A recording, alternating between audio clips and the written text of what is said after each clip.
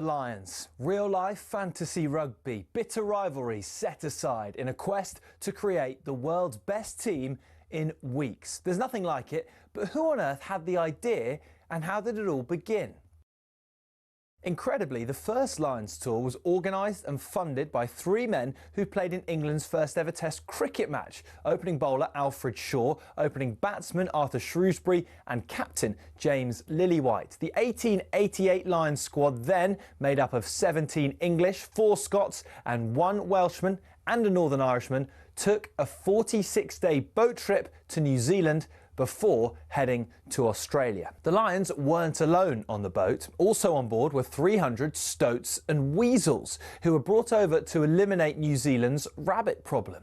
The first ever Lions captain, Robert Seddon, died of drowning midway through the tour while sculling on a river. Andrew Stoddart, who was another of the cricketers there, took over and was the star of the tour. The next one was the first to get official recognition from the RFU against the newly formed Springboks. Although the Lions won the series and beat the Boks again 5 years later, in the 12 series since in South Africa, they've only won 2. New Zealand has proved an even tougher hunting ground, just the 1 series win for the Lions in 11 attempts, which came in 1971. And then there was that nail-shredding drawn series in 2017, only the second in Lions history. Only once have the Lions clinched a series after losing the first test, 1989, when David Campese's infamous ghost pass was pounced upon by Ian Evans. Before World War II, the Lions had a dark blue strip, which on the 1930 tour forced the All Blacks to play in all white. So in 1950, the iconic red shirts, white shorts and blue and green socks combination was born. It remains the symbol of the greatest alliance of adversaries in all of sport. To borrow the phrase from Jim Telfer, the Lions is Everest.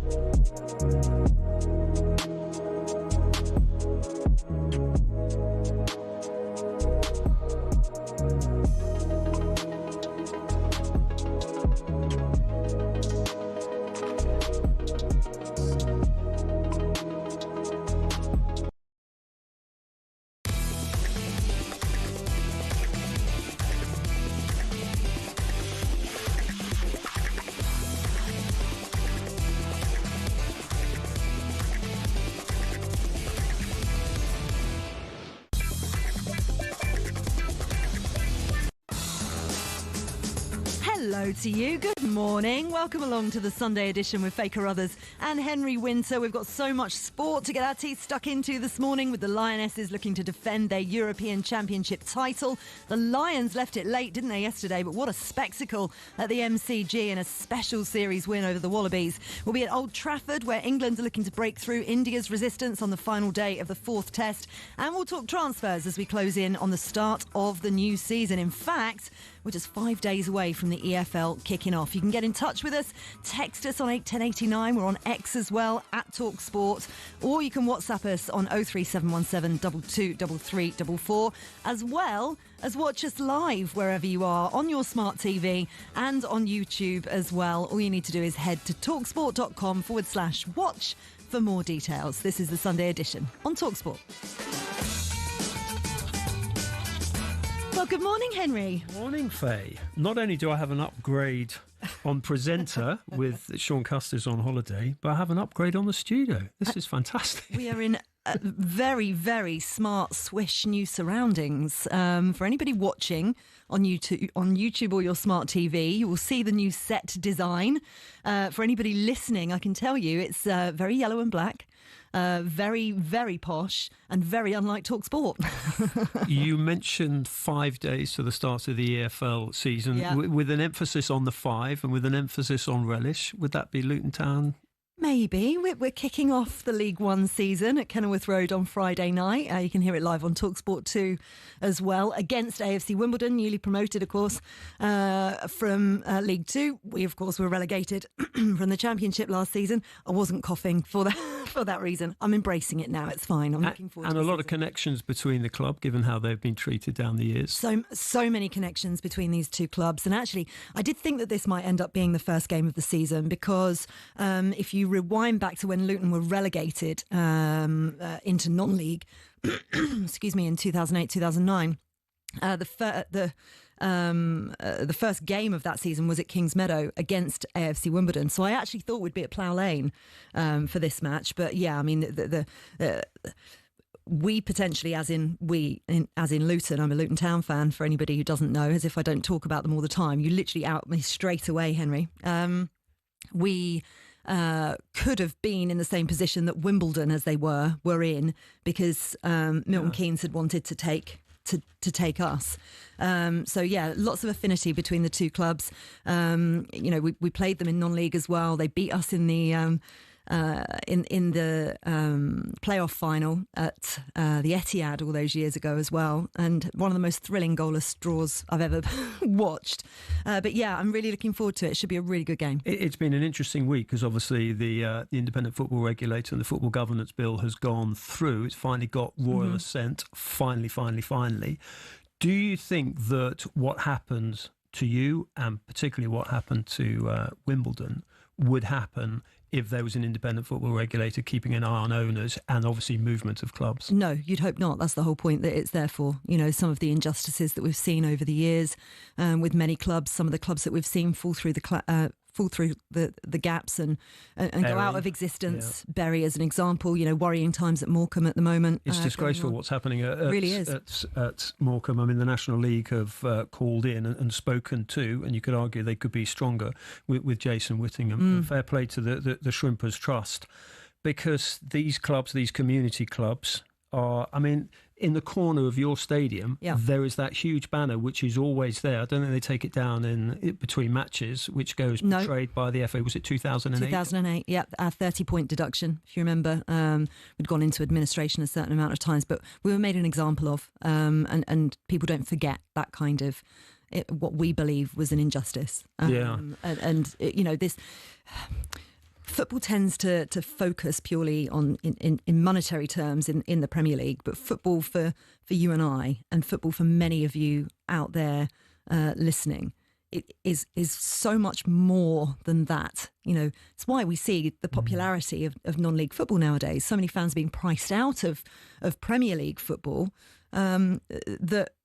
These smaller community clubs are vital to the pyramid and to the system that we have, which is so special and not replicated in any other country. And the Premier League's got to reflect that, because there have been, 53 teams have played in the Premier League? Yeah. So it's not as if you're absolutely guaranteed. Obviously, Liverpool and Arsenal and clubs like that are always going to be up there.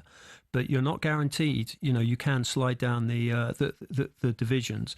But football's power for good this week, which we see in clubs like Luton, AFC Wimbledon during COVID, what they were doing in terms of delivering food parcels to the NHS, the key workers, was huge. But one thing that's really I noticed this week, and I know you love your Oasis, but your Oasis team up with charities in every sort of area or city where they're doing their gigs, and they've teamed up with their 7. I think they've got 7 gigs at Wembley.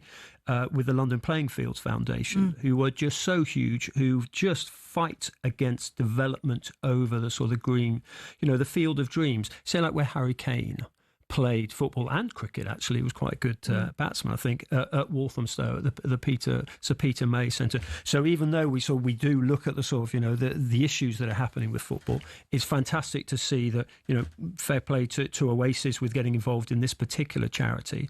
But there's so much good being done by football and for football too. Well, their links with football are brilliant. I've been an Oasis fan for years, lucky enough to go to Nebworth in 96. You went to their last gig, is that right? I did go to their last gig. It was a V Festival in Staffordshire.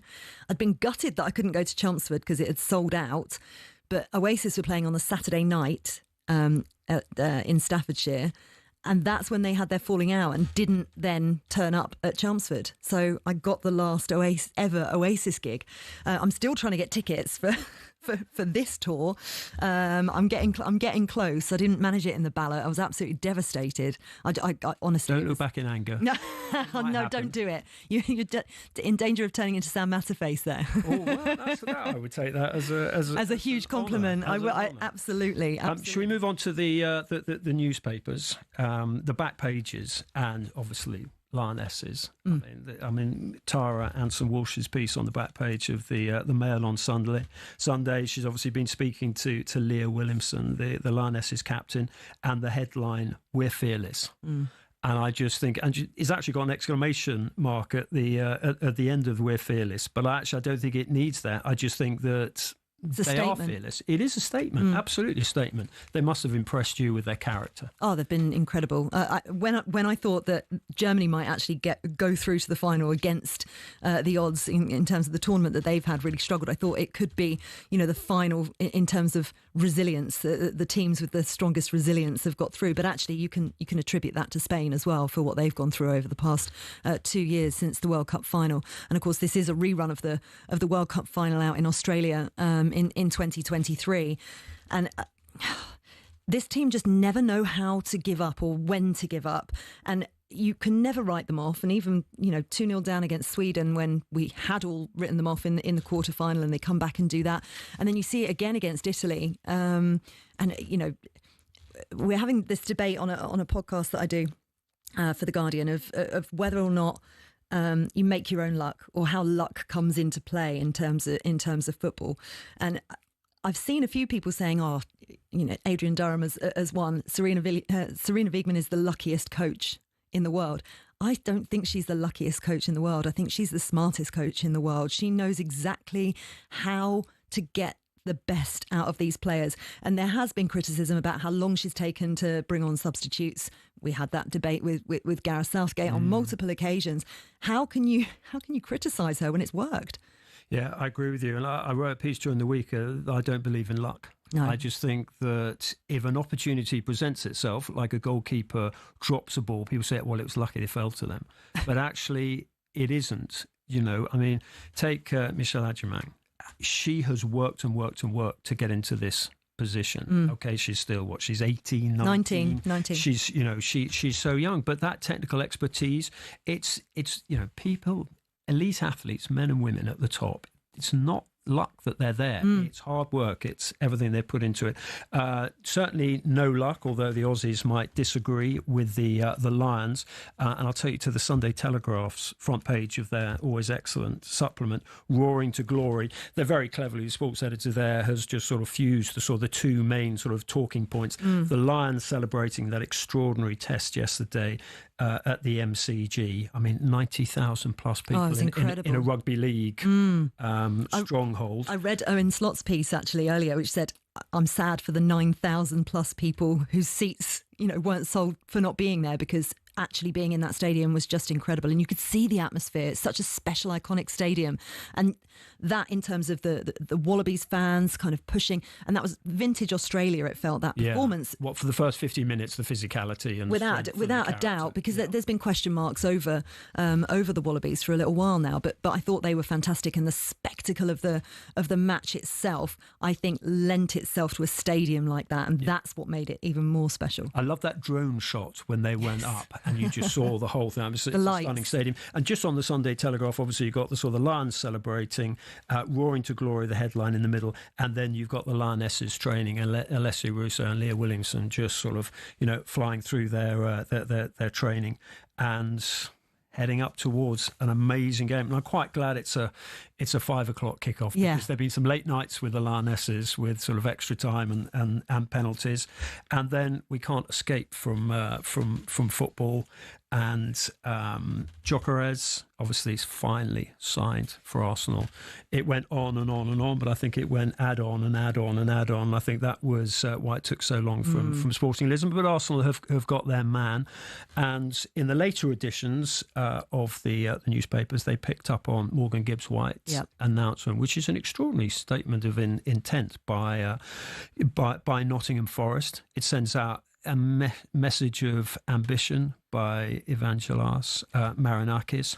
And Remind everyone what exactly happened, because the story kind of came from nowhere, didn't it? And everybody thought that he was definitely going to go to Tottenham. Because there was a release clause. Then Forest said, "Well, how does everyone know about this release clause? It's supposed to be confidential," which is slightly strange in the modern world. In football, nothing is confidential.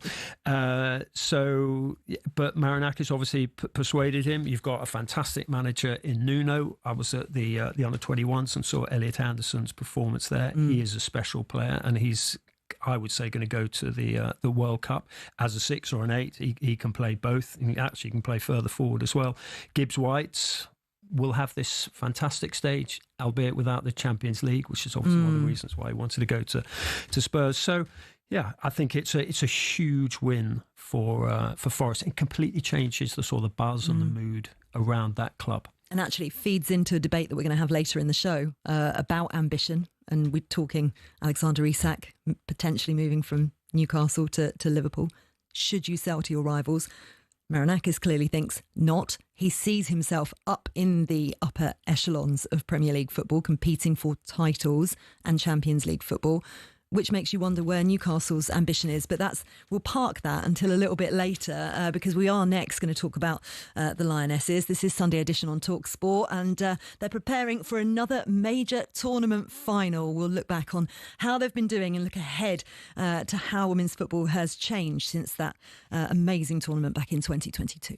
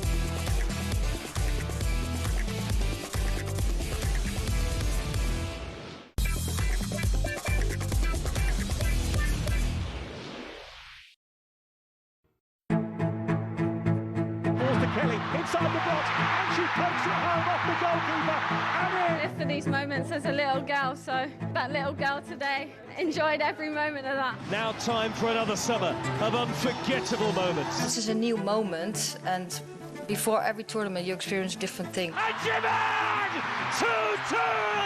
That's what we feel when we put the shirt on. It's that we give everything, we run ourselves into the ground. Holmberg, it's over! England are in the semi-final. No, we don't make it easy, but we definitely put on a show for everyone watching. Kelly, save! Kelly there again, it's in! England 2, Italy 1.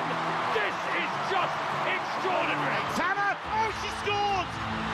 Berger beaten at her near post, and Tanner finds a way. I think England, I'd actually prefer to go up against Spain than I would Germany. But it's the world champions Spain who are one game away from European glory. But England's Lionesses will have something to say about that. They most certainly do have something to say about that. This is the Sunday edition with Faye Carruthers and Henry Winter. Thank you so much for your company this morning, wherever you're joining us from. England-Spain in the Women's Euro 2025 final is live on talkSPORT. It's a 5 p.m. kickoff. Build up from Box Park beforehand as well, so stay with us throughout the day. I think it was Ella Toon in that package, Henry, that said, we don't make it easy, but we do put on a show for everyone. And it has definitely felt like that. I mean, certainly not at times. The opening game against France was a bit of a sloppy mess, but I mean, they've brought the drama. It was, and I went to the game at Espanyol before, which one of their warm-up games, and at the beginning of June. Yeah, beginning of June, because you were out there because I think England were playing San Marino. At the Montjuic. I think it might have been at Espanyol. It was same place. And they were. I mean, the defence was all over the place. There were doubts about Anna Hampton in goal, obviously with Mary Earps standing down, and there were many issues. And as you say, after that first game, you thought, wow, this is going to be a struggle, but they're so gutsy. They've got such depth of character and also depth of resources on the bench. I mean, you've covered the game, the women's game as well as the men's game, and I can remember the first major women's game I covered as a newspaper reporter was the 1993 Women's FA Cup final at the Manor Ground in front of about sort of 3,000 people. Wow. And I interviewed Graham Kelly, who was the chief executive of the Football Association at the time, who obviously was trying to sort of promote the women's game, and he was saying that there were only 10,000 players playing the game. Yeah. I mean, roughly how many girls and women are playing now? Oh, millions. I mean, is it? I mean, it's incredible. Is it sort of 2-3 million? I mean, I think you looked at some stats earlier on that said 3 million. And if you look at what happened since the Lionesses won Euro 2022, there's been a 56% increase in women and girls participating in football. That's huge. And actually, there was a really interesting stat that I saw at the beginning of the tournament. And just think, 2017 is 8 years ago, okay? 2 tournament cycles, effectively. And there were no fully professional women's leagues in Europe back then. So just 8 years ago. Now there are 3,000 full-time players across the continent, which is just, we talk about the growth of the women's game, and there is so much more to come from it. We're still in this 100-year lag behind, from when women were banned from playing football.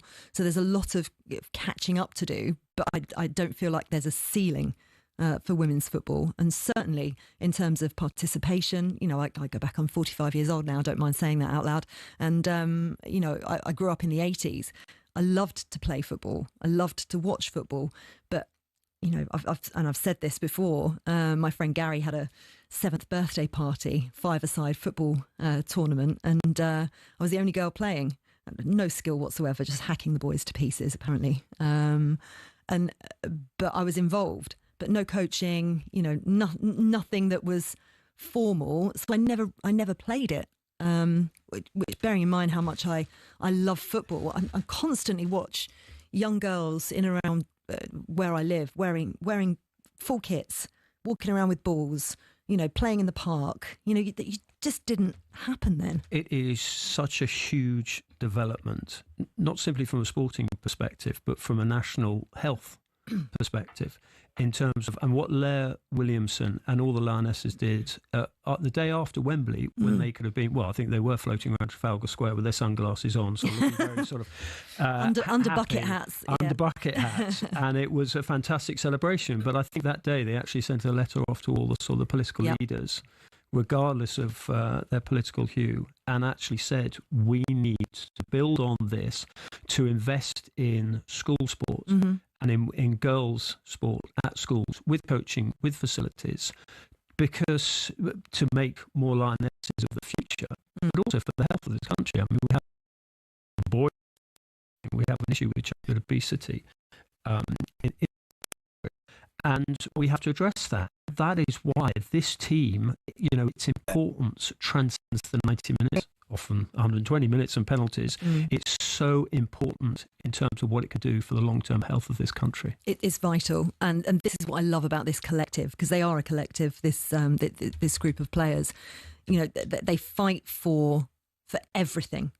They know the power of winning. Just look at the Spain team who they're playing later on. As a collective, stood up against the Spanish Federation. They now are having similar, not quite the same, but definitely vastly improved conditions of the national men's team in Spain, which they did not have before. It's really fascinating listening to a lot of the players, but they've had to fight for it. The injustice that happened to them, the Luis Rubiales case, convicted of sexual assault after kissing Jenny Hermoso after that World Cup final in the trophy lift, it's completely overshadowed. Do you think that might be an element of driving them today? Yes, without a doubt. But they had that before the tournament. They were pushing and arguing against injustices going into that tournament and having huge rows with the Spanish Federation, and they were losing. They're losing that battle. So many of the players were banned from playing, and there's the group of 15 that weren't included and weren't taken to Australia. Is all. They were losing that battle until what happened on that stage in front of the world. And now, and this is what victory does, it shouldn't be the case, winning something shouldn't highlight an injustice, but ultimately it does. And the Lionesses saw that back in 2022, which is why they've been able to force change. Spain have been able to now do the same. So you're exactly right, there is more at stake than just the 90 minutes, 120 minutes on the pitch. Do you think more can be done in terms of whether it's a football association, and they deserve huge credit for the investment, but you just see some of the centres of excellence and the clubs where players are being developed, they're not necessarily in the areas where, like the Crystal Palace area. I mean, obviously Palace have got their team, but you just wonder whether actually some kids actually need a little bit of help in terms of ferrying them to these great clubs where they can have more access to better coaching. It's always been the argument, and it is something that really hard to do. I think something like over 70 national talent centres is a huge debate in terms of where you're finding your talent. A hotbed for women's football early on in the development, but that needs to be going to there has to be access for particularly players who perhaps don't have the parents that can take them there, and the FA are doing lots of work to try and address that. It's just going to take a little bit of catching up, to see maybe one or two more tournament cycles for us to actually start to see that at senior level. What's also been very remarkable about this tournament is the number of sold-out games. 29 out of 31. I mean, I've just been watching on the television, but the atmosphere coming through the speakers, listening to it on the radio if I'm driving around, the atmosphere really comes over, and it is. They've already broken all records and even beaten the last tournament, which obviously had Wembley to raise figures. I think the Swiss have really adopted the tournament as well. It's huge. So I remember going back to 2019 and France, and you were out there, weren't you, for a time of it? And the World Cup then, France had not taken it on board at all. You wouldn't have known that there was a tournament going on in the country. The Swiss have really taken that on board. England did when we hosted in 2022. I think that's a vital part. I still think some of the stadia could have been bigger. Right. There are still accredited press not allowed into the game because they've not been given accreditation by UEFA tonight. So they can go into the media centre, but they can't go up to the tribune. Yeah, effectively, and some of them can't even get into the media centre. These are journalists who've been covering the women's game for a very long time and been covering this tournament for a very long time. There are people that don't, that they're not. That's really disappointing. I mean, this is obviously a sort of slightly internal issue, but I would thought UEFA. It's still important because it's spreading the word. Absolutely. But yes, that's the feedback that I'm hearing from colleagues on the ground out in Switzerland at the moment. And but very excited about the game tonight. Just quickly, what is your prediction? Because I feel that this England side have shown so much resilience that everybody thinks that Spain are favourites. So I wouldn't be massively surprised if the Lionesses do a Lions come from behind victory, or a Sweden-Italy come from behind victory, as they have done before. I mean, Spain have to be favourites. I mean, you look at Bon Mati and you look at some of the players. She's a double Ballon d'Or winner. Yeah. I mean, they've got so much individual talent. As you say, they've got this sort of mission statement in them of wanting to make a point. But you can't write off these Lionesses. They are remarkable, that gut. So I think we're in for another roller coaster. You didn't answer my question. I think Spain 2-1, but that is my head. But my heart would love these Lionesses because of what they mean for women's football and also for what they mean to the nation. I'm going England 3-2 after extra time. Wow. Yeah. Okay. I hope so. I don't want it to be cagey. I'll message you about 8 o'clock tonight. Then. Okay. Next up on Sunday Edition, we're going to turn our attention to the cricket. We're entering the final day of the fourth test.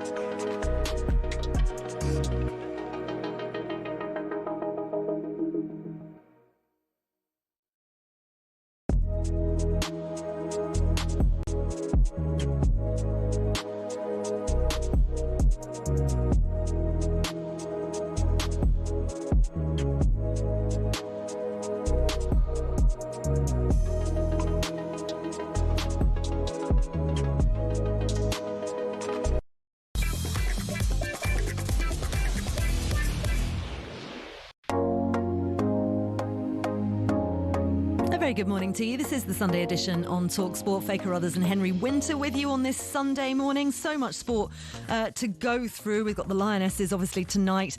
England playing Spain in the Euro 2025 final, which you can hear live here on talkSPORT. A 5 o'clock kickoff, build up throughout the day as well. But of course, the cricket, the final day of the fourth test between England and India at Old Trafford. And what a day it was yesterday, Henry. India trailing by 137 runs, 8 wickets remaining.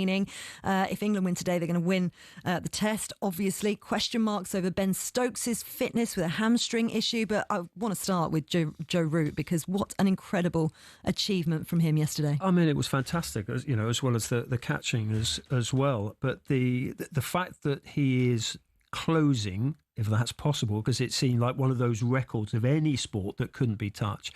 Sachin Tendulkar's test record of 15,921 runs. I mean, the level of expertise and application and dedication to get one run. And consistency, absolutely. Root is now 2,512 runs behind. So he's I think so 32, 33. So whether they're sufficient tests, because I don't think they play so many tests as before, whether he can actually get to Tendulkar's mark, I think is going to fixate us for the next sort of 2-3 years, because apparently he's only missed 2 tests. I think he's played at like 157. I think he's only missed 2 tests. He was dropped once in Australia, and also he missed one because he was on paternity leave. Incredible. So, I mean, it is consistency, your word, is absolutely completely right. And that sort of reliability. So absolutely we should celebrate Shubman Gill and the way that he sort of steadied in everything yesterday from, 2 wickets down with nothing on the scoreboard. And him and Rahul were, just played superbly. But you mentioned Ben Stokes' hamstring, and that is... The day could completely be defined by that. Yeah, without a doubt. Let's speak to somebody who's been watching with interest at Old Trafford for talkSPORT. Steve Harmison, former England fast bowler. How are you, Harmy? I'm very, very well, Faye. How are you? We're all good, thank you very much. I mean, what a day yesterday. Obviously, everything starts again today, 11 o'clock this morning. Have we got any word at all about Ben Stokes' fitness? Well, he's been out bowling this morning. I didn't get to speak to him. I seen him from a distance. He gave me a little bit of a wave as I was walking across the field. But he was bowling off a short run up. He was doing some sprints. I've just done Indian TV, and in their build up, the court Ben Stokes sort of running up and down. You could see there was a little bit of a grimace in his face. You could see him bowling. So I'm expecting him to bowl. I'm expecting him to bowl the second new ball, and I think the story of the day, I think, for both teams is how they get through probably about 3 phases. England have got 17 overs to bowl before the second new ball, and that second new ball will be taken around about 20 past 12 this morning. And once that becomes available, England will take it straight away. It becomes obviously a lot more difficult. And then between 40 minutes and lunchtime, England will probably have 2 good bursts with the second new ball. And I expect him to bowl probably just before lunch or just after lunch. And it's whether India can withstand England's sort of first phase of coming out fresh this morning, and then going probably where the game will be won or lost will be that second new ball. Harmy, I never thought I'd say this about Manchester, but is there any chance of rain? Well, we had the forecast this morning saying we weren't going to play before lunch, but as we all know, never believe the forecast in this country, because some of them couldn't get yesterday's right. So there's no rain as yet. We're expecting a couple of showers throughout the day. It's overcast. It's a bit cold, but no, I think we'll get enough cricket in the day for one side either to deserve to win it, or the other side to deserve to sort of hold out for the draw. So I'm not expecting a massive delay. 10 minute here, 10 minute there, yes, but not a whole session where we'll lose, and that will define the 5th day. In terms of how the breakthrough is going to come, I mean, obviously the resistance shown by India yesterday was incredibly impressive. Are there any weaknesses there? Yeah, there's always vulnerabilities when you have to start fresh the next morning. Stiff bodies, tired minds. I mean, this is the 4th Test match gone into the 5th day, so there are tired minds. And I mean, Shubman Gill yesterday, that what an innings that was. I mean, what an innings that was. He's walking up the steps at about 12:35 yesterday, thinking his world's ending. He's captain of India. He's a new captain. His teams are potentially staring down a barrel of losing. His bowlers haven't performed. They've dropped a couple of catches. They're potentially going to go 3-1 down. And within 15 minutes, he's putting his pads on at number 4 and walking out to bat when his team are 0 for 2. And to stand and withstand the pressure of that, to withstand the pressure of the middle session, and then to open up and play the way he did in the last session, I mean, that's hats off. But you have to start again. And the starting again bit, it's like teams going to sleep after a goal's been scored. It's like teams going to sleep after half time. You know, the human body does get tired. It does lapse in concentration, and England will hope that they can capitalise on them different facets that I spoke about earlier, which is going to happen between the first and the second session. Harmy, Joe Root finished the day bowling, but obviously he's slightly more celebrated for his batting. Is Sachin Tendulkar's Test record, and he's about 2,500 runs behind it, is that manageable? Oh yes, I think it's manageable and passable by, I think, quite a considerable distance. And what I mean by a considerable distance is like 500 runs is a considerable distance because of the length of time your career lasts and where these numbers are at. I think Joe's averaging, I think Sachin averaged something like 78 per test match. I think Joe's averaging 84 per test match. Wow. And I think you're looking at the way the numbers go. It's in 2.5 years with the cricket that England play, Joe will be, if not around Sachin, past Sachin, and that will be a phenomenal feat for one of our all-time greats. I think Michael Vaughan was asking where does he rank in the sort of echelons of English sportsmen and women, and he's right up there for what he's done and what he's achieved and the person he is. I mean, Faye, he's one of them. I've known him since he was 18. I played with him at Yorkshire in my latter days. And ever since then, he's the same as he is now. Yeah. I think he's a better person than he is a cricketer. And that tells you everything about the actual human being of Joe Root. And I think I've not seen him yet, but I think he'd be relieved that all this noise of going past Ponting, going past Dravid, going past Callis is out the way. And then once this test match finishes, he's probably got 18 months before people start talking about Sachin's record, because that's how far away he is. And just because of the humbleness of the cricketer, he is our very, very best. And in the last 4 years since COVID, he's had 21 centuries. Or 5 years, he's had 21 centuries out of the 38 he's got. I mean, Ben Stokes and Brendan McCullum have brought a whole new lease of life to this cricket nation when it comes to test matches, and they've certainly done that with Joe Root. Yeah, he is an incredible athlete, and as you say, humble, always played down the significance of any of the records that he's broken in recent years, which is a mark of the man. But he did say it was a pinch yourself moment, didn't he, yesterday? But he won't want the attention on him in that way. But Henry mentioned something earlier, just finally, Harmy, in terms of that there are fewer test matches nowadays. So in terms of how it would rank, and this is so difficult to do, and it's interesting you brought those stats up in terms of Tendulkar averaging 78 runs per test match and Joe Root 84. Where would it, because there are fewer test matches, where would it rank if it's possible to gauge that? It is sometimes impossible to gauge eras. You know, you talk about football and you know, you always there's always the same narrative: is Maradona better than Pele? Is Messi better than Maradona? And all this stuff. Where it ranks is, I think we've got to be so fortunate and proud that we have got a player even talked about in that conversation. Because Sachin, for me, I've always said, Henry, when we talk about you know, global icons of games, you know, if you can think of 3 icons of footballers, what would it be? I would say the 3 icons of cricketers would be Bradman, Tendulkar and Vaughan. And I think everybody else is in greatness category. That's in this in the greatness conversation. I think the rest were so far, you know, is global figures for the game of cricket that we play, and maybe football, rugby, and whatever. But greatness is definitely in Joe Root's boots. And I think, where does it rate? England play a lot of test matches. Test match cricket isn't played, you know, quite frequently around the world now as much, but not in England. England play a lot of test match cricket. So that's why I'm quite confident that Joe will not only get to Sachin, he'll go past him.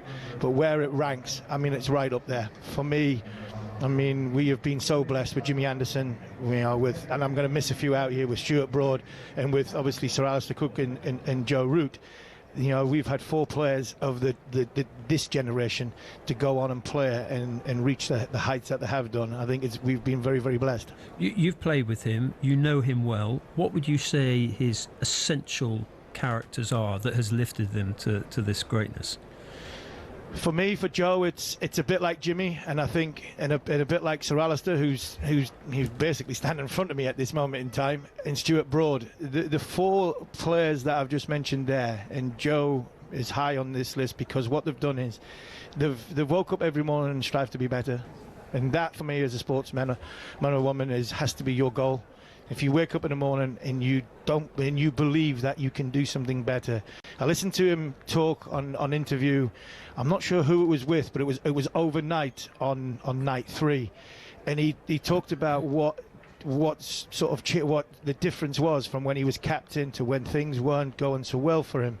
And he said COVID was a big turning point for him because he identified areas in his game where he needed to be better. He identified dismissals, and he made sure that he became better for them sort of conversations with himself. And at that point, he had 21 centuries, or 20 centuries. And if the benchmark in Test match cricket, if you've got 20 centuries, you're a good player, you're a great player. And to marvel in greatness and how you go beyond greatness is to constantly want to improve. And I think every morning, Joe Root, feet firmly on the ground, the humble nature of the human being, and this ability that Anderson, Broad, Cook and Root have got. They're always trying to make sure the next day they come to the ground, they're better than the day before. It's very, very difficult when the skill sets is how good they are, but I think that's his biggest quality. Love that. Thank you very much, Harmy. Greatness in Joe Root's boots. I'm using that again. Oh, that was fantastic. Good morning to you both. All right, take care. Thanks, wonderful stuff. Steve Harmison, former England fast bowler there. Just a reminder as well, by the way, the first 3 tests of the series all went to the 5th day and have all produced results, so there's still plenty of life left in this match. A reminder as well that overseas listeners can hear ball-by-ball commentary on the final day of the 4th test between England and India on the talkSPORT Cricket YouTube channel. Right, this is Sunday Edition on talkSPORT. Faye Carruthers and Henry Winter with you. Next up, we're talking the Lions.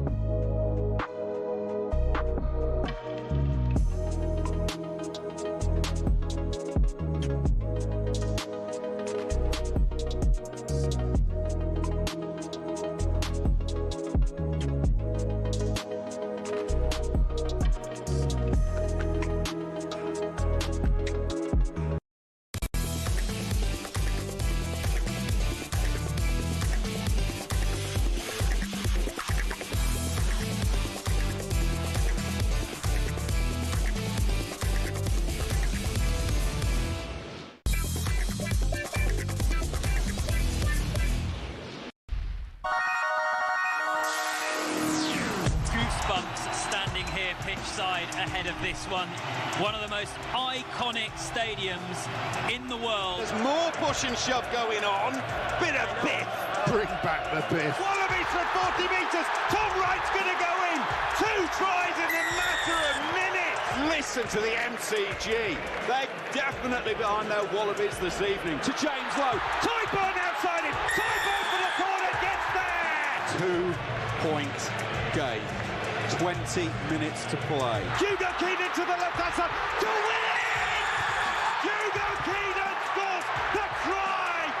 50 seconds to go. The British and Irish Lions have won their first series in 12 years. What a test match that was at the MCG yesterday. You heard it live on talkSPORT. You could hear the excitement in our commentator Andrew McKenna's voice as he brought you that incredible finale. Let's speak to talkSPORT rugby reporter Alfie Reynolds, who I managed to see. Alfie, how are you doing, first of all? Hi, Faye. Yeah, I'm very well, thank you. How are you? Yeah, I'm really good, thank you. I got very excited when I saw you on TV yesterday, going in for your immediate post-match flash interviews. It was just epic, wasn't it?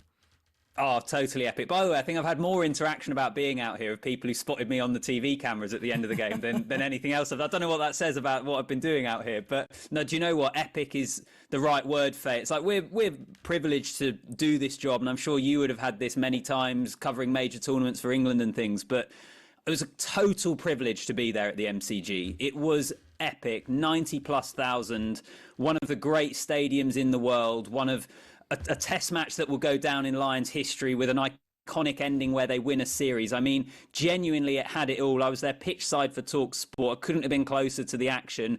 And do you know what? It was also the sort of occasion and game that this series really needed, because up to this point, the tour games didn't exactly catch a light. The Lions weren't really tested. The first test, I thought the Wallabies were pretty underwhelming. We needed that sort of occasion, and boy, did we get it last night. It was just awesome. Yeah, it was incredible, Henry. Alfie, hi. It's Henry here. We've had 25 prime ministers and probably caretakers since we last had a Lions whitewash of the Australians, going back to 1904. What is the approach for the third test? Do they rotate to give some of the sort of midweek players a start, or will they go full out for this historic moment?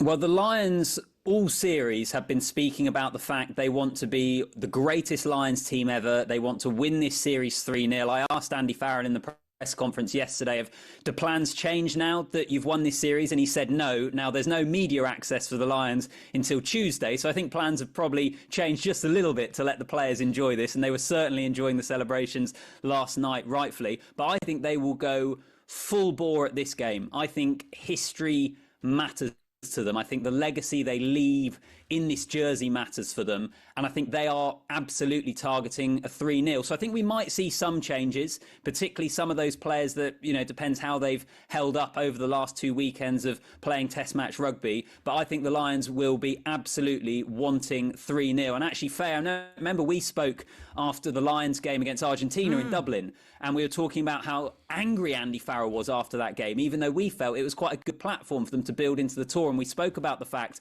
that maybe he wanted to be a properly undefeated Lions team.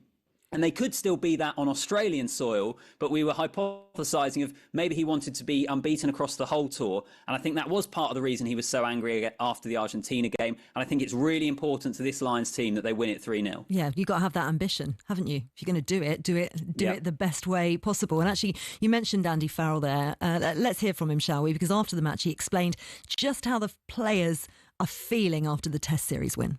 This is a dream for everyone in that dressing room. They've I said it before, they've dreamt of being a British and Irish Lion all of their life. To get to a point now where Hugo Keenan scores a try in the last minute to win a series in Australia. If you're a child watching that back home, do you want to be a British and Irish Lion? 100%. And that's the dream, that's the fairy tale that these lads have wished for since it was this high. And actually, it's really interesting that Andy Farrell said that, Alfie, because Henry and I were talking earlier on in terms of legacy for the Lionesses tonight against Spain and what winning means. This is really important and pivotal for the game of rugby union, because, there's so many question marks over it as a sport and how it evolves in the future, and, the dwindling numbers of young players coming into it for various reasons. Wins like this are remembered. Wins like this is what drives kids to be going, to rugby tots, for example, starting off as youngsters. It's really important. Series needed that sort of moment, but the Lions lives off these moments. The Lions these are those sorts of iconic moments are what gives the Lions oxygen and legacy, whether it's Jeremy Guscott's drop goal in 97 or George North 12 years ago here in Australia and that incredible try he scored, and it's littered throughout history. So the moment last night of Hugo Keenan crossing the try line and scoring that, the Lions need that. It is a team that the legacy is so important, the history is so important. So yeah, absolutely, I think it's crucial. And also from a rugby in Australia point of view, it needed events like that. It needed moments like that. I mean, there is a long way to go for the Wallabies. I know rugby has its challenges in the north and in England and across Great Britain and Ireland, but it has real challenges here in Australia. And so it needs more moments like that last night, because it was genuinely epic. It was a really, really special occasion. Alfie, you mentioned Hugo Keenan's try, just sort of a remarkable moment. But the Australians were obviously very unhappy. They felt that Jack Morgan did an illegal clear out on Carlo Tizzano. I mean, it was shown in the TMO, sort of highlighted that pretty quickly, that it seemed fine. The reaction of the Australian player to go down clutching his head. I mean, I felt like I was almost watching a football match at one point. Is that strikes me, and I was watching it with rugby mad friends, and they said, well, that's actually very rare that happens. Were you surprised as a seasoned watcher to see a player react like that? I think this is a really interesting discussion point. So first of all, the decision itself, I think, could genuinely go either way. I didn't think it was a penalty. I can understand why, if you're an Australian persuasion, you might have thought there was enough in it, but I've got no problem with the referees and the officials sticking with the decision that they did go with. By the way, over here, they're absolutely furious about it. The back page, I think, of the Sunday Telegraph over here was robbed, and a still image of that clear out and the rule on the back page. So they think of it a very different way. The reaction, though, so this is interesting because it's a really hard one. I don't think Carlo Tizzano was totally play acting. Jack Morgan has just come in at speed, cleared him out, connected. I'm sure there's an element of pain there. But I do think with the way that rugby is rightly so careful around head injuries, more and more you're seeing players give a reaction to try and get the officials to look at things. I don't think it's a total dive, but it's maybe an exaggerated reaction because the TMO will then look at it. It might get a penalty. I think it's absolutely coming into the game, and I think it's an issue. And I don't know what the solution is because they have to be so hot on head contacts. But yeah, I think that is something we will potentially be seeing more and more, unfortunately.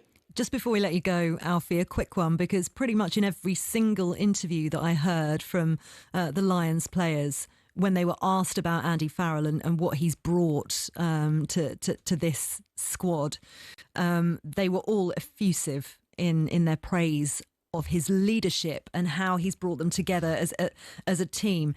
For you, interviewing him on a regular basis out there, what is it about him that makes him so special and has made him collaborate this group of players so well? I think you can totally see how he is the sort of coach that if you're a player, you would absolutely love. He's an alpha male. He is a kind of like, you can still see the Andy Farrell that was a rugby league legend and a very good player in Union. He still carries that. He has that kind of weight. But I think you look at this tour and you look at some of the controversial or big decisions he's made, whether we want to go back to the first test and starting Tyburn and Tom Curry.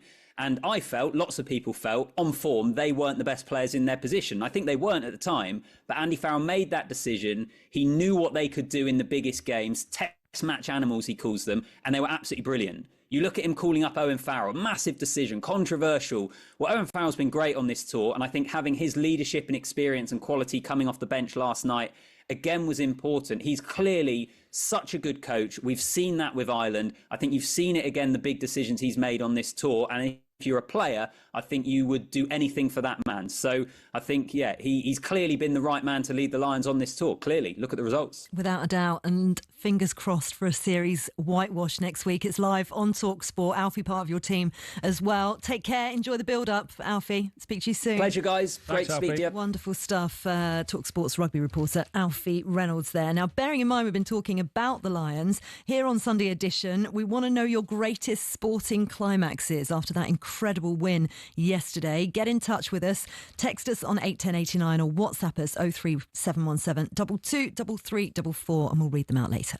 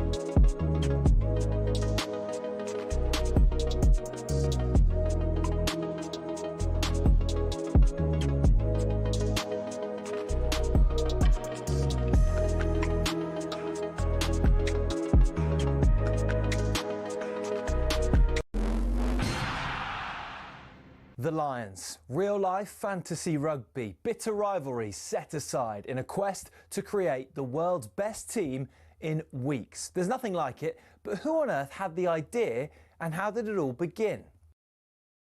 Incredibly, the first Lions tour was organised and funded by three men who played in England's first ever Test cricket match. Opening bowler Alfred Shaw, opening batsman Arthur Shrewsbury and captain James Lillywhite. The 1888 Lions squad then, made up of 17 English, 4 Scots and 1 Welshman and a Northern Irishman, took a 46-day boat trip to New Zealand before heading to Australia. The Lions weren't alone on the boat. Also on board were 300 stoats and weasels who were brought over to eliminate New Zealand's rabbit problem.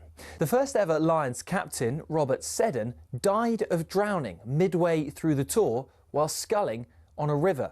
Andrew Stoddart, who was another of the cricketers there, took over and was the star of the tour. The next one was the first to get official recognition from the RFU against the newly formed Springboks. Although the Lions won the series and beat the Boks again 5 years later, in the 12 series since in South Africa, they've only won 2. New Zealand has proved an even tougher hunting ground, just the 1 series win for the Lions in 11 attempts, which came in 1971.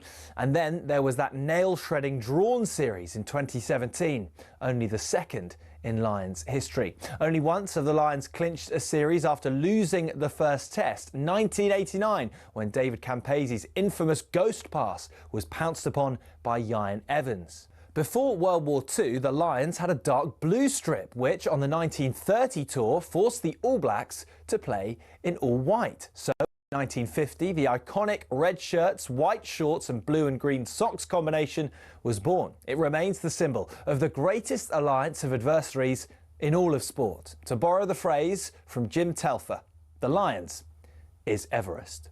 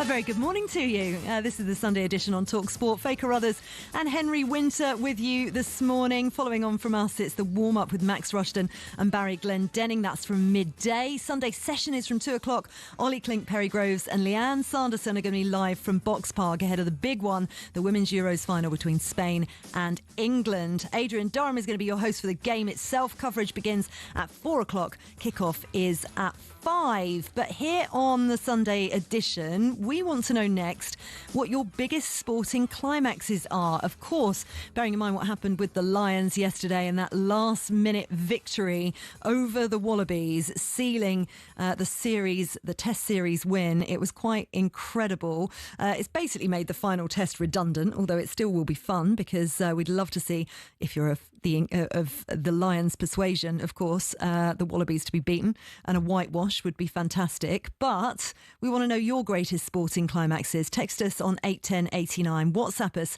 on 03717 223344, and we'll read some out. Now, Henry, you were busy yesterday compiling what has become a very long list. I've narrowed it down to about 2,329. Impressive. But I'll give you the leading ones. I mean, starting off with tennis, the 2008 Wimbledon final. I know you love your tennis.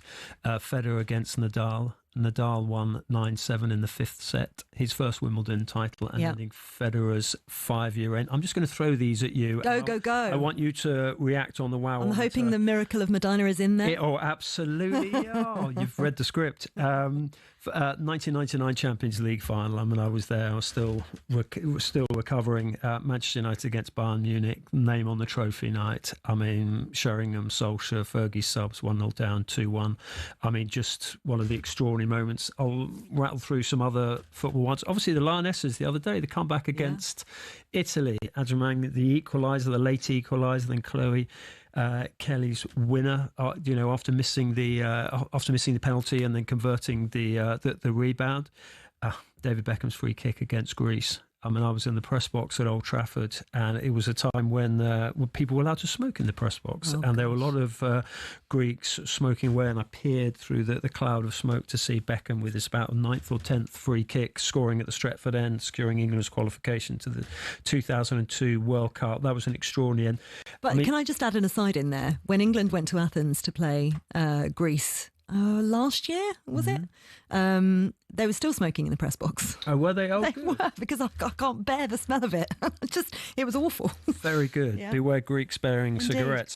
2012, Sergio Aguero, the famous Aguero one. There's a statue up for him. His last-minute Premier League title-winning goal for Manchester City. I mean, that was one of the most extraordinary games, extraordinary finishes to a game. 2013. As an aficionado of playoffs, you'll remember Watford and Leicester City. Yeah. Leicester City, I think it was Mopé, missed the penalty. Ball went down the other end. talkSPORT's Troy Deeney scores, rips his shirt off, pitch invasion, and they get. You mean you've not put Luton Town's Wembley playoff final in there, Henry? I was setting that up for you. That is one of mine, as is the 2003 Rugby World Cup out in Australia, and Johnny Wilkinson's last-minute drop goal. Absolutely. I was out in Australia for the World Cup. I was actually travelling at the time, and I got to. I was so lucky. When you look back and pinch yourself on sporting moments you've been a part of in some way, shape, or form. When England were out in Australia, I was working as a receptionist at a private school in Perth. Right. And the England rugby team were training on the pitches at this school. And I had left to go travelling. I worked at Sky Sports News, and I'd left to go travelling. And so saw some of my Sky Sports News colleagues. They were like, "What are you doing here?" Like, completely out of context. So you got tickets for the World Cup final, but you couldn't get tickets I for did not get tickets for the World Cup. Well, no, yes, I wish. I was still in Perth. The World Cup final was in Sydney. But I did go. So I went to the first two matches. So against Georgia as the first one. I couldn't get tickets for the South Africa match, which was the second group match. So I managed to get a job selling Bundy and Coke at the Subiaco Oval instead. So I saw those two games, and then I wrote an article for a backpackers magazine charting my story of watching England train to then going to the two games in two different circumstances and then watching the final in a pub. That's brilliant. I won $100 for spreading the word. So yeah. Anyway, I digress. No, but great. That itself, we were in a pub in Perth, surrounded by Aussie fans, and when that drop kick went, I mean, it was incredible. It just emptied the pub, and there was a little group of us left celebrating. It was special. I was working at the Telegraph at the time as their football correspondent, and I rang up the desk and they weren't taking any calls from football reporters. I knew that there was going to be about a month celebration of rugby. You mentioned Golf Miracle and Medina. US led 10-6, but Europe just managed to have that incredible last day. Martin came at 5 foot putt on the 18th to beat Steve Stricker 14-13. Then Woods and Molinari halved, and Woods very sort of graciously conceded the hole. But why? I mean, you mentioned it earlier. Why was that special? For you? I just the drama of it all, and the fact that we were so down and out. I can't remember I think we won it 13.5, 12.5 in the end, having been so far behind. I think it was 14.5, 13.5. Right, okay. It was just... Look, golf is a big part of my family. My dad lives at the golf club pretty much. I used to caddy for him when I was a kid. Golf is a big part of our family, so it's on the TV all the time. And the Ryder Cup is, obviously open last week. I was back at my mum and dad's on the TV. Never mind, it's a family party, like a gathering for my mum's birthday. No, the golf's on in the background is the most important thing.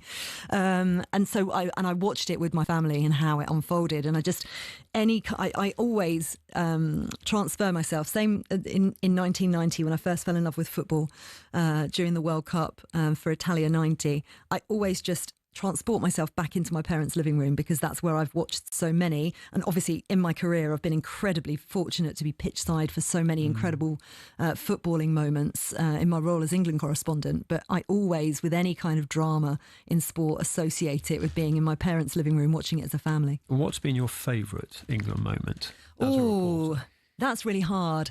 So you got on with Southgate, didn't you? I did. He always opened up to you.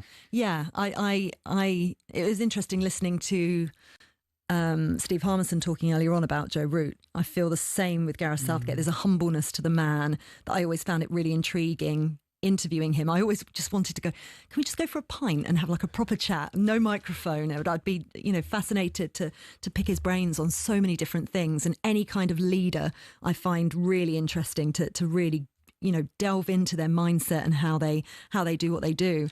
I was behind the goal for Jude Bellingham's overhead kick, which was spectacular. I've got this really funny, grainy video of the win over Germany in Euro, Euro 2020, but in 2021, when Harry Kane scored the rebound, a la Chloe Kelly. And I literally, the video is filming and I'm just going, rebound, shouting at him. Conversations they're trying to stop those. Really? They're trying to kill, so the game goes dead the moment a save is made, which as in a shootout, but in a real game. I mean, we would have missed Xabi Alonso in 2005. We would have missed Chloe Kelly, obviously. Yeah, Harry Kane. I don't know. I just don't do that. Stop changing things. Go on, bring me. Can I throw a couple? What was your favourite? Well, no, I mean, just sort of going through sort of other sports. I mean, I could write a whole book on football. That's your next book. No, I am. Motor Racing 2011. I wasn't so familiar with this one. But Jenson Button, the Canadian Grand Prix, apparently was rain, chaos, crashes. Button was in his McLaren, was at the back. Final lap, he hit the front when Vettel slid and won that. I mean, that is, the bravery of these guys with the speed they're going in conditions like that. So that was one that caught my eye. And then, I'm mainly football, but I did go down to see, as I call him, Chelsea fan, Ben Ainsley, at the London Olympics 2012 in the Finn, because he had this sort of titanic battle with the Dane, Jonas Høgh Christensen, who'd been brilliant all week, been ahead of Ben Ainsley, who was trying to get his fourth gold, fifth Olympic medal overall. This was in the Finn class. And you just knew that Ainsley, because of his tactical brilliance, would be able to finish ahead of Høgh Christensen. And he finished ninth. But tactically, he'd just done it brilliantly to keep the Dane behind him, and he got his fourth goal. And you were talking rightly about Gareth Southgate and Joe Root and their sort of humility. Ben Ainsley sort of just walked onto the quayside, sort of chatted with a sort of the mini nautical mix zone there, and I think his sister's kids came along, and he was just chatting to them. And you're thinking, you have just made Olympic history, and he was just very, very understated. That element of what you see with a lot of the top elite people, so Bobby Charlton, Bobby Moore, players individuals like that. There's a grace, as well as their greatness. Grace and a class. Definitely. Yeah, it's quite incredible. Have we got time for a basketball one? Yeah. Well, I'll tell you what. Let's do some more after the break. Let's break because I've got a load of similar ones that have been sent in. 81089. We'll do a couple of them before we speak to our chief football correspondent Alex Crook on the latest transfer news. We'll also get an update as well from Old Trafford. See how England are getting on against India on day 5 of the 4th test. 81089, as I said, 03717 223344 as well, and we'll read some out.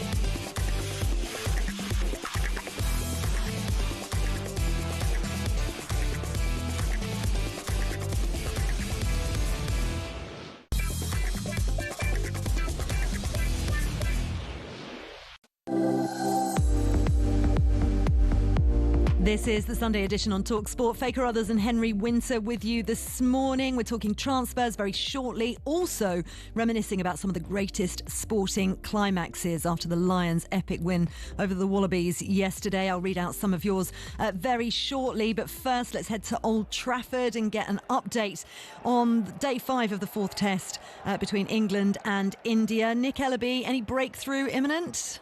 No breakthroughs just yet. India have added 9 to their overnight total. They've moved on to 183 for 2. They're still 128 runs behind England. KL Rahul and Shubman Gill in and set, both on unbeaten half centuries. The good news for England is Ben Stokes is bowling. There was some concern that, maybe it was cramp, maybe it was something more, but he's been bowling this morning. The bad news is, though, we were worried about his hamstring. We're now worried about his shoulder. He's been jamming his fingers into it for the last couple of balls.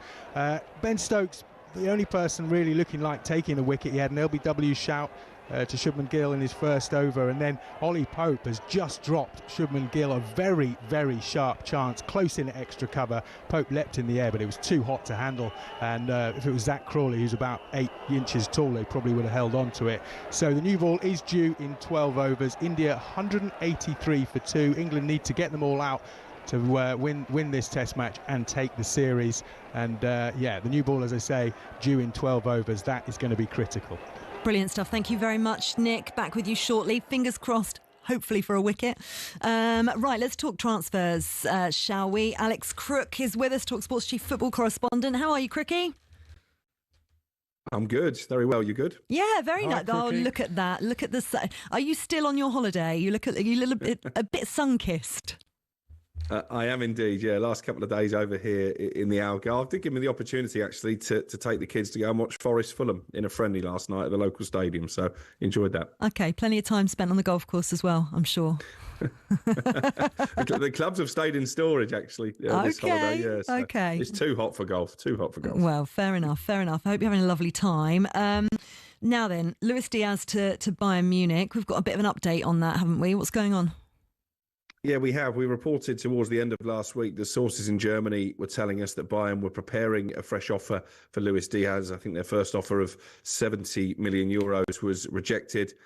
The two clubs are now close to reaching an agreement. I think the final fee will be just under £70 million. But when you look at the profile of Diaz, the age, the fact I think he's been pushing for this move, I think, again, it's a good piece of business that Liverpool are about to do. I guess the concern, if you're a Newcastle fan listening this morning, is what knock-on effects that may have with regards to Liverpool's interest in one Alexander Isak, because we expect Darwin Núñez also to be sold in this window. And if they get a decent fee for him, then that probably would be enough to finance a potential British record bid for Isak. Crookie, just if we fast forward that appropriately, given the players, if Diaz does go and Núñez goes, and obviously they've still got Gakpo who can play on the left, but say they do get, Liverpool do get Isak, and Newcastle understandably will absolutely fight because he's so important for their ambition and for Howe and for everyone at St James's Park. But if he did go, could Liverpool play Ekitike off the left? Yeah, I think they like the versatility of Ekitike. I think first and foremost, they do see him as a number 9, so probably more of a Darwin Núñez replacement than a Luis Diaz one. But I know the fact he can play in a variety of positions was a big factor in Arne Slot pushing for this player. Obviously, they've got Florian Wirtz to fit into the team now as well. He played in their friendly defeat against Milan at the weekend. And obviously, you've got that midfield trio that was so important last season of Szoboszlai, McAllister and Gravenberch. It's about options, isn't it? I think what Liverpool are doing is what Manchester City have done in the recent past, and what Manchester United used to make a habit of doing when they were dominating under Ferguson, is strengthening from a position of power. And I've got to say, if they get Isak over the line, it's not guaranteed that will happen. Newcastle still pushing hard to keep him. I think it's pretty ominous for the rest of the Premier League. But Wirtz played at the weekend more as a 10, did he? I mean, that's probably his strongest position. Yeah, he did. So again, it'd be interesting to see the tactical setup, because they've got Jeremy Frimpong, who's not really a fullback. He's not really a direct replacement for Trent Alexander-Arnold. He is more of a wing-back. Arne Slot doesn't have a history, I don't think, of playing a back three, but it does lend itself to that. So you wonder if we may see some subtle tactical tweaks from the champions as the season goes on as well. Well, just on, we've seen the news overnight with Morgan Gibbs-White signing this new contract. Is there any element of that sort of emboldening Newcastle in terms of you can stop a player? Potentially. Certainly looking at the replies from the Newcastle fans on social media, that's how they saw it. I think Marinakis has been determined to keep Gibbs White and certainly not let him go to Tottenham. And there is a similar determination, certainly amongst the Newcastle ownership over in Saudi Arabia, that they don't want to sell Isak. It's well known that he's their favourite player and they want to keep him. So, yeah, you wonder if they might take a leaf out of the Marinakis playbook. I think the difference is that obviously there was a willingness on Gibbs White's part to sign a new contract. At the moment, there doesn't seem to be one from Isak. I broke the news in my notebook this week that he wanted £300,000 a week to even contemplate signing a new deal. I think he's probably worth it when you look at Mo Salah and Erling Haaland, and I think he's certainly comparable to those two. The issue for Newcastle is because of PSR and because of the way they pay their players, it would smash their wage structure, and I don't think they're willing to do that. Talk to me a little bit more about Granit Xhaka to Sunderland, which appears to be amusing many people, but actually, you know, it is potential, even though Erik ten Hag doesn't want to lose him. Yeah, I think he's pushing for it. And I think for Sunderland, it would be a brilliant coup to get a player of that experience, someone who's really rebuilt his reputation. We remember the days when he was booed off by Arsenal fans. He reacted angrily. He was stripped of the captaincy. But actually, even by the end of his Arsenal career, I think he won the hearts of those supporters again. And they were sad to see him go. I know a lot of Arsenal fans who actually think it was a mistake to let Granit Xhaka leave the football club. So that tells you just how far he came from the dark days. He's been brilliant at Bayer Leverkusen. And for a club like Sunderland, obviously trying to buck the trend of what's happened the last couple of seasons in the Premier League and make sure they aren't just there for one season, I think this would be a real statement signing. And he could be a mentor for some of their younger players too. Yes, he could, because obviously their success last season was built really on young talent. They've lost a couple of those young players. Tommy Watson, the player final hero, to Brighton. Obviously Joe Bellingham following in his brother's footsteps and going over to Germany. But it is still a young squad in need of a bit of Premier League experience, and Granit Xhaka would certainly bring that. Before we let you go back and find your sunbed, Alex, we're talking about great sporting climaxes. As a Manchester United fan, I'm sure you've got a fair few. Putting you on a spot a little bit, have you got a great sporting climax? Do you know what? I'd probably go right back to the first Premier League season when it looked like United were chucking the title away around Easter time. Those two Steve Bruce goals in stoppage time against Sheffield Wednesday not only shaped the course of that season, but arguably shaped the course of the next 20 years of domination that Manchester United enjoyed. Love that. Brilliant stuff. Enjoy the rest of your holiday. See you at a football ground near you very soon. Will do. Cheers, guys. Take care. Alex Crook there, talkSPORT's chief football correspondent. Actually, we've been having plenty more great sporting climaxes coming in from you. Ryan in Brighton has texted on 81089, 4x400 GB relay team at Tokyo. Now, actually, I think it's the World Championships you mean, Ryan, not the Olympics. 1991, Chris Akabusi overtaking the reigning world champion Pettigrew to win gold, beating world and Olympic winning USA team with John Regis as a ringer. That was quite incredible. And Charlotte messaged in saying England Roses beating the Aussie Diamonds on the buzzer in Australia to take netball Commonwealth gold. That was back in 2018. Helen Housby's last minute shot right on the buzzer was absolutely incredible. Keep those coming in. 81089 03717 223344 on WhatsApp as well. Right, this is the Sunday edition on talkSPORT. We're going to be joined by Lucy Ward next to chat through the Lionesses' chances.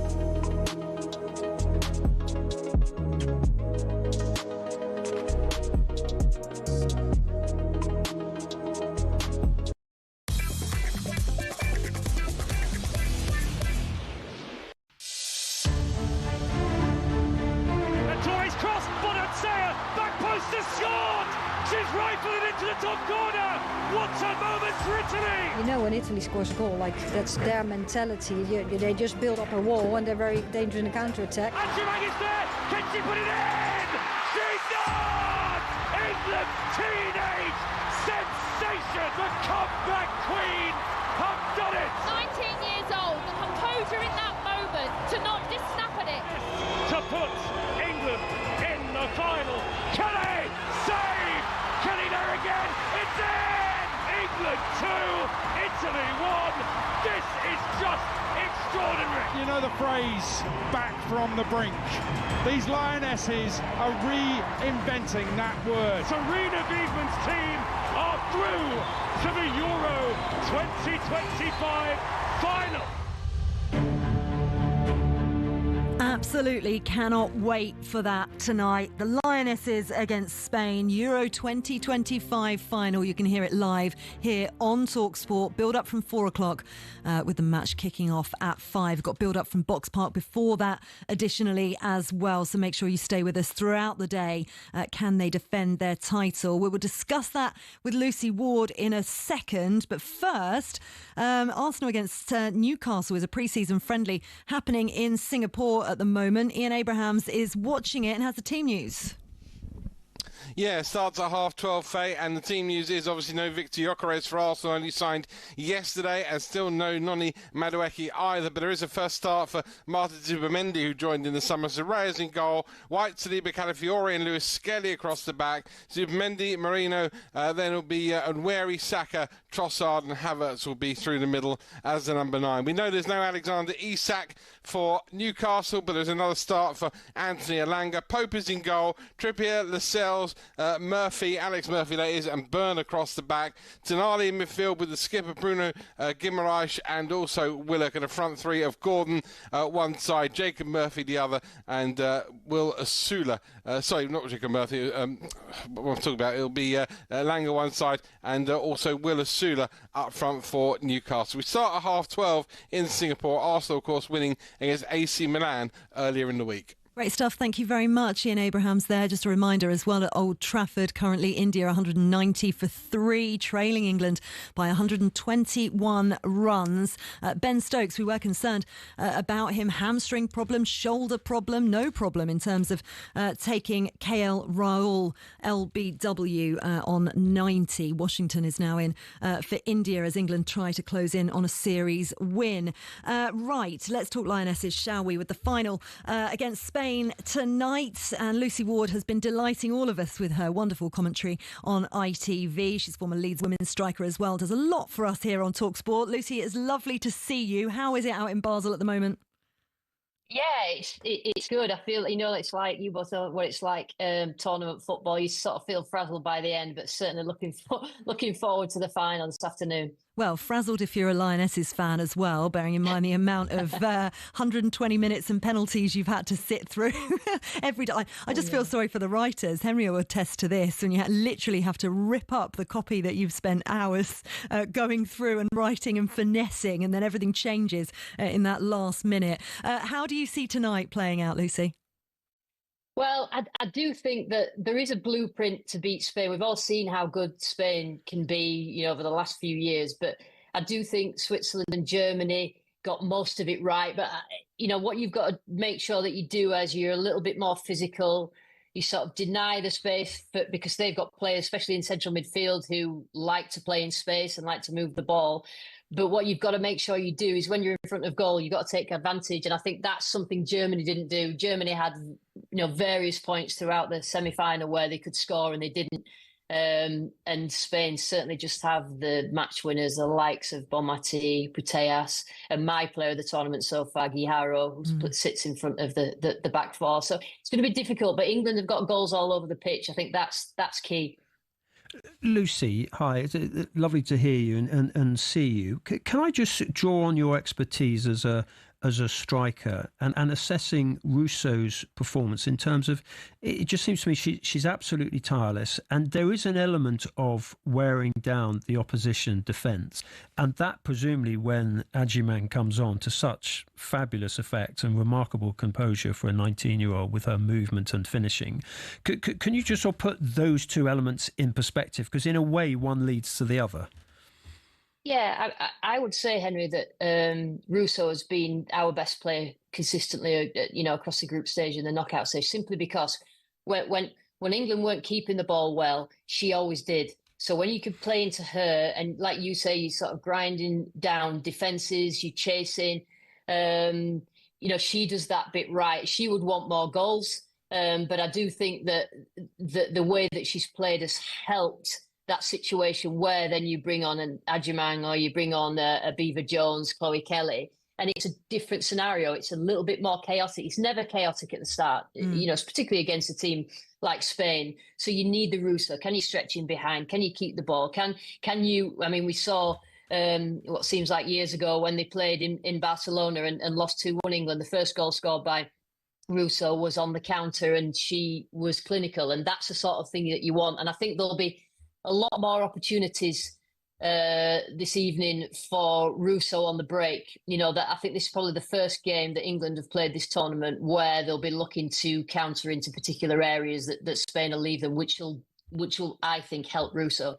I think it's going to be a fascinating game because I don't think either defence has particularly been that good this tournament. And much as we kind of, you go back to the World Cup final in 2023, full of drama, but still just a 1-0 scoreline win for the Spanish.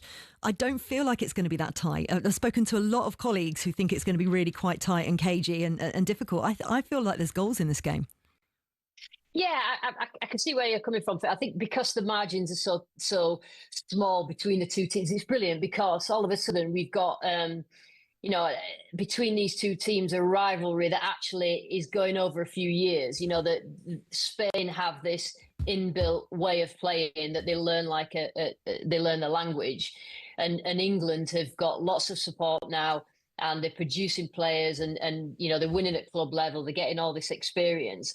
So that tells you that it might be the odd goal in it, but with there's players on the pitch that can score, and like you said, defensive.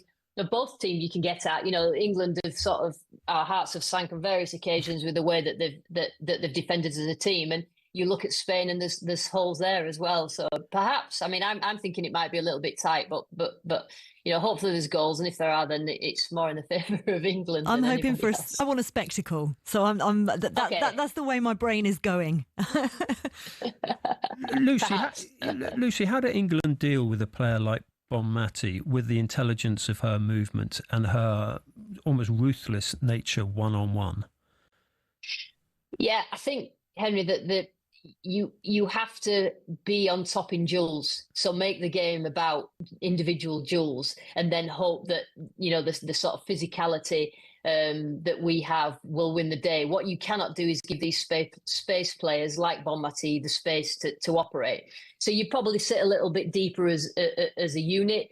So you try and keep everything predictable and in front of you, because they will benefit from runs in behind. And it's just about keeping tight. And it absolutely is pure concentration for 90 plus minutes from not just the defence. You're talking the midfield. So important, the midfield, to just close the spaces and stop. As soon as Spain get into any sort of rhythm of passing, then it's a problem. So what you have to do is disrupt that fluidity, make the game a little bit ugly in those central areas. And then when they pass the ball out wide, then you can engage. And that is what Germany did. And like I said earlier, the only thing Germany couldn't do is be clinical in the big moments. Where do you stand on some of the criticism that's been levelled at Sarina Wiegman? I've been so shocked by it personally, because ultimately it's, she's shown her class. 5 major tournament finals in a row is something quite spectacular. Late substitutions have worked out for her. What have you made of her this tournament? It's interesting, because everybody's a brilliant manager until you have to stand in the technical area, and that place is very lonely when you're a manager. And I just think that she doesn't really need to say anything, because, like you say, this is the 100th final in a row, whatever it is. Yeah, obviously not that. 5. 100 would be incredible. Yeah, a fifth. I wouldn't put it past her. A fifth final in a row. So she's obviously doing something right.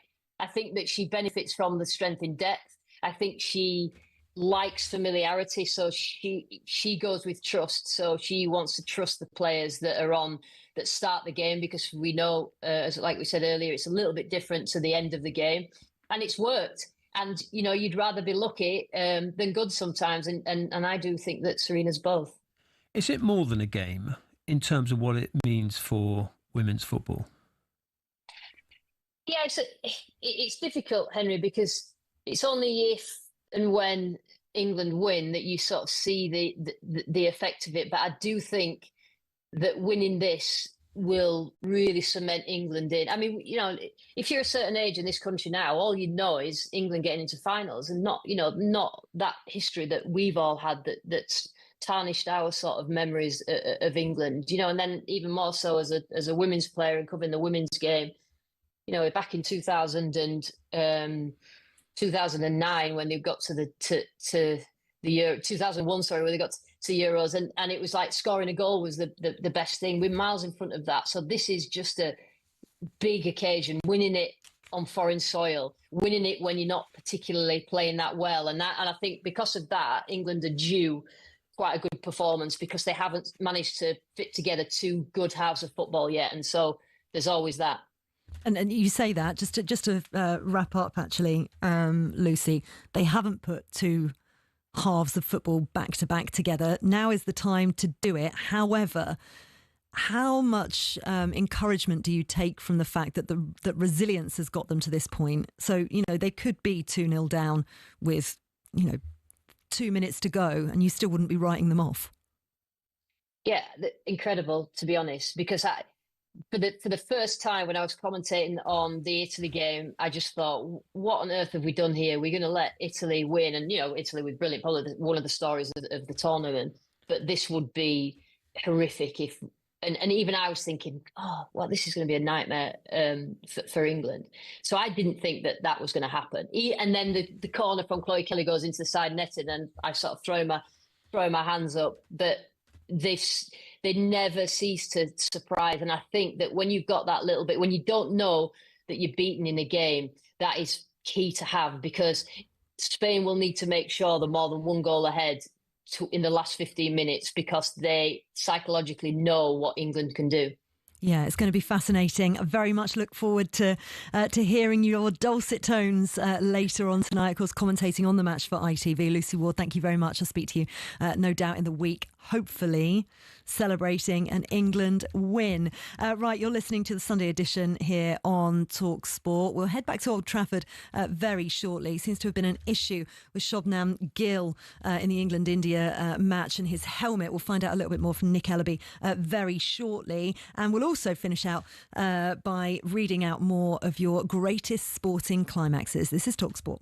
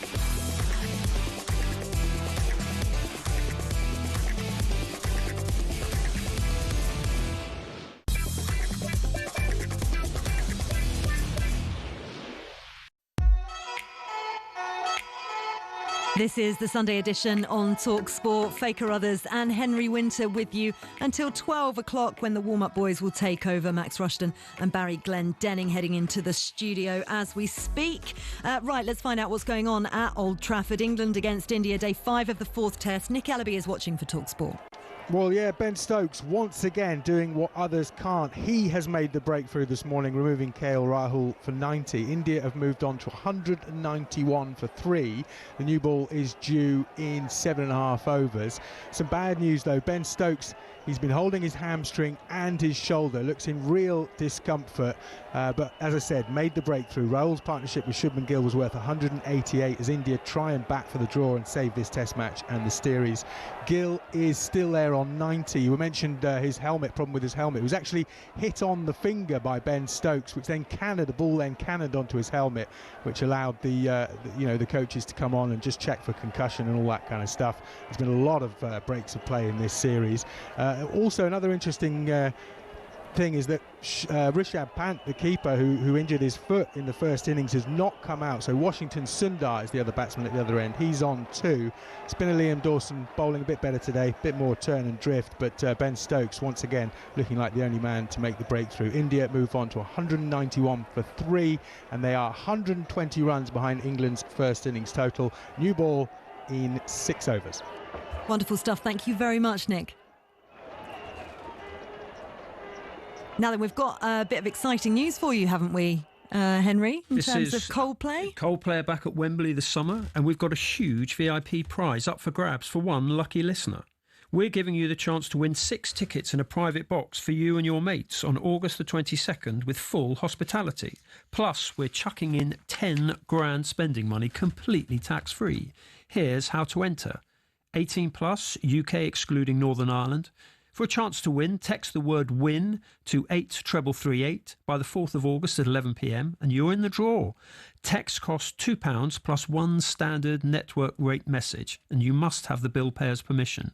Or post your name and number to Coldplay Competition, P.O. Box 3190, Colchester, CO2 8GP, to arrive by 5 p.m. on the 7th of August. This is a talkSPORT limited promotion run on talkSPORT, Talk and Virgin Radio UK stations. Full T's and C's at talksport.com. Beautifully done. You know, when we did the Oasis ones, Henry, it was in a Mancunian accent. I feel like you just represented Coldplay. Coldplay, thanks very much. I was expecting some Coldplay music. Yeah, well, I know it was very dry.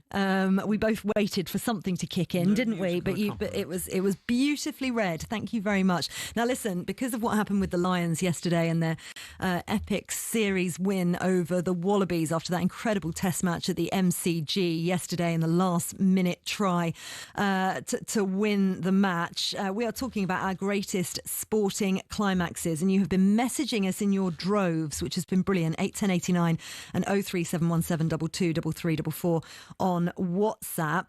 Cram versus Ovett at Crystal Palace in 1983, down to the wire. Thank you, Ian, for that one. You've got a few more that you wanted to throw in, haven't you, Henry? Basketball, just spreading the sports around a bit. 1998, Michael Jordan, Game 6 NBA Finals series. Last minute of his Chicago Bulls career. Bulls are trailing to Utah, but Jordan, the great Jordan, got it back to a point adrift of 5.2 seconds on the clock, and Jordan sunk the winning basket. Wow. Just one of the greatest ever sportsmen. Can I throw in a famous four-legged it's your show. You don't need to ask permission. No, it's your show. I'm very much the Steve McLaren to your Sven-Göran Eriksson. Horse racing, 1973 Grand National Red Rum. The first of the great horses, 3 Grand Nationals. Crisp was leading, second to last fence. Chris was leading by 20 lengths. But tired, and Red Rum kept flying, kept going, and beat Crisp on the home straight and won by 3/4 of a length. Wow, amazing. This is from Giles, the Villa fan. David Platt, Italy 1990, goal against Belgium, of course. What a goal as well. Incredible. Well. We've had a few of those come in, actually. This one, oh, God, I remember where I was watching this, actually. You may have been there. Sporting comebacks. Morning, guys. This is from PD in Devon. Lucas Moura's 93rd minute 2019 goal against Ajax. 3-0 down, away from home. Half an hour to go against a team who'd already knocked out Real Madrid and Juventus. Mayhem. That was incredible. I do remember that one. That was extraordinary. Can I throw in another cricket one? Yeah. We've got the cricket on at the moment. 1981, Headingley. Probably one of the most memorable days in English cricket and memorable tests. England's start of the 4th day, 500-1 to win. The odds were all against them. The Australia just needed 130, and Bob Willis, the late great Bob Willis, 8 for 43. Yeah, both of them obviously I think it was 149 was his in one of the innings. I mean, he was just a legend, and England went on to beat Australia by 18 runs. Incredible. Unforgettable. Love that. Hello, it's Gregory from Swindon. My favourite sporting moment was the 2010 World Cup between Spain and the Netherlands and that late goal. Remember that? 2010. I know, in South Africa. I'm trying to think of it. I can't. Yeah, the Iniesta. Sorry, the final. Oh, of course. Yes, when the Dutch decided to try and kick anything in a Spanish shirt. I think Alonso got kicked very early on by De Jong, wasn't it? That's it, De Jong. Howard Webb was the referee, and he could have sent off sort of 3 or 4. It was, and the Dutch, they were accused afterwards of a betrayal of Johan Cruyff's great tradition, because it was extraordinary, because it was a decent Dutch team, and they just behaved like that in the final. Amazing game. It started by Nelson Mandela coming onto the pitch. And this was in Soweto on a golf buggy, and the whole place went silent. Yeah. And you knew you were in the presence of greatness. Wow, incredible. Carl Froch, last minute knockout of Taylor when he looked beaten. That's what you call a boxer. You get knocked down and get up again to win. That's from John, working at Deb's Ironing Shop in Wakefield. Thank you very much. I can see you there. Currently. I love it. It's up for grabs now. 89, Michael Thomas. That's from Keith. Yeah, absolutely. The Arsenal 2-0 Yeah, I mean, John Barnes, could he have taken the ball down to the corner flag? It was turned over. Alan Smith played it on. Michael Thomas, that extraordinary run through the middle. And then Liverpool showing their sort of class in defeat. You know, they went into the Arsenal dressing room and just sort of congratulated them. Amazing, amazing occasion. This one is from Pete in Hartford. Usain Bolt ran 100 metres in 9.69 seconds at the Beijing Olympics 2008. Incredible in itself. I was at the Berlin World Championships the following year to see his world record of 9.58, which was a moment of unprecedented brilliance in the event. Have you seen Usain Bolt live? Not live, no. I mean, I've obviously followed him as a footballer as well as an athlete. But you mentioned the Olympics. I did my finals on the Berlin Olympics 1936 and watched all the footage of Jesse Owens. Wow. That was just remarkable in front of Hitler. Incredible. Incredible when you think about that. A few more for you before we wrap up. Andy in Teesside. It's not quite that, by the way. Don't know if it's been mentioned yet. But Borough, oh gosh, sorry, I'm just going to apologise because we're in a new studio and they're jumping around like crazy. We haven't quite worked out how the logistics of this new studio. It is a little bit like whack-a-mole, and I've lost it, but it was Borough. Here we go. Borough coming from 3-0 down to win 4-3 in both the quarter-final and the semi-final of the 2006 UEFA Cup. Right, yeah, I think I covered it. Gosh, yeah. This is when you know you've watched too much football in your life and you're like, I think I was there for that. Possibly, maybe. How many games do you think you've covered? Oh, God. I don't. Do you know what? I did used to start writing them down each season and then I just got to the point where I stopped. I've absolutely no idea. Nowhere near as many as you, obviously, but you know, hundreds and hundreds. Yeah, we're lucky, aren't we? We are. Every day I pinch myself and feel so grateful for the opportunities that I've been given to watch football. Confident for next year with England's men's? Yeah, I am, I think. Because you like Tuchel, don't you? I think... Well, he's interesting, isn't he? Because he's very charismatic. And the conversations, you know, we've been lucky enough to spend some time in his company. We were at a lunch, which was very, very interesting and very revealing. He was great fun. He held court, didn't he? He did. And it was fascinating listening to what he had to say. But I feel like, I don't know, there's something about the players, not just Thomas Tuchel. There's something about these players who've got so close on so many occasions that, look, it's going to be very difficult. The conditions out in the US, Mexico and Canada are going to be really tricky for them to deal with. But obviously the FA are putting so much work into that behind the scenes and how to help the players in those situations. We saw it out in Barcelona, them being put in heated tents and seeing what those conditions are like. It's going to be very tricky, you know, away from home. They've shown that they can get to a final away from home, as we saw in Germany. I don't know. It's going to be difficult, but, you know, latter stages of tournaments, that's what we're expecting now as England fans, which is something we couldn't have said a few years ago. You would imagine the Spanish or one of the Latin American teams in Argentina or Brazil will do that. But England have got this proliferation of talent. Yeah. You look at Jude Bellingham. You look at Cole Palmer. How do you get Cole Palmer in this team if you've got Saka on the right?